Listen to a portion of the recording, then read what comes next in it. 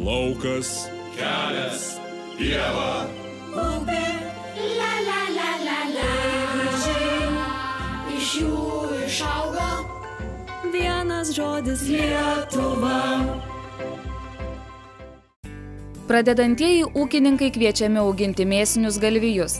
Priežastis paprastos, tai perspektyvu ir nereikalauja daug pastangų. Lieka daugiau laiko iš tikrųjų ypatingai jauniems žmonėms ir gali užsiimti ar kitų verslų, ar tiesiog skirti daugiau savo laiko.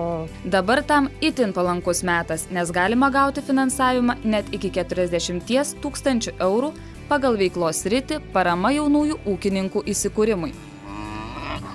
Pažymėtina, kad ta parama yra suteikiama 100% intensyvumu ir 50% iš tos prašomos sumos pareiškėjo sumokama tada, kai priimamas sprendimas skirti paramą.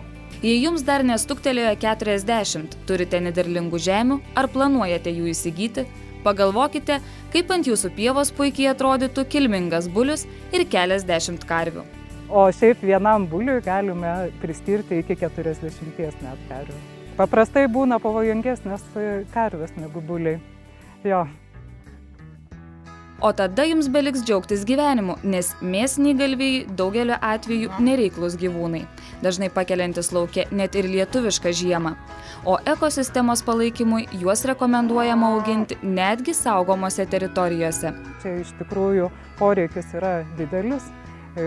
Kokybiškos mėsos iš tikrųjų atsiranda ir vadinami tie valgytojai ir mieste, kurie žino šitos mėsos skonį jau, taip pat ir užsienio rinkos, netgi ir šveicarai perka lietuvišką jautieną. Tokių veislių kaip limuzinų, hailendų, aubrakų, šarolė, angusų, galvijų mėsa yra ypatingai vertinama jautienos mylėtojų tiek Lietuvoje, tiek visame pasaulyje. Limuzinas pati populiariausia ir daugiausiai kurių laiko mėsinių galvijų veislė. Iš tikrųjų, mėsinių galvijų veislė atkeliavus iš Prancūzijos ir sėkmingai Lietuvoje adaptuota. Tad svajojantiems apie limuziną nuosavame kieme vertėtų suskubti. Paraiškos gauti ES paramą jauniesiems ūkininkams renkamos nuo Liepos 1 iki 30 dienos.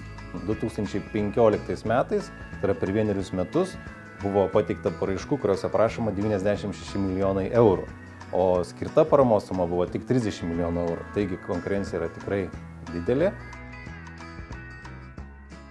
Vienas žodis Lietuva.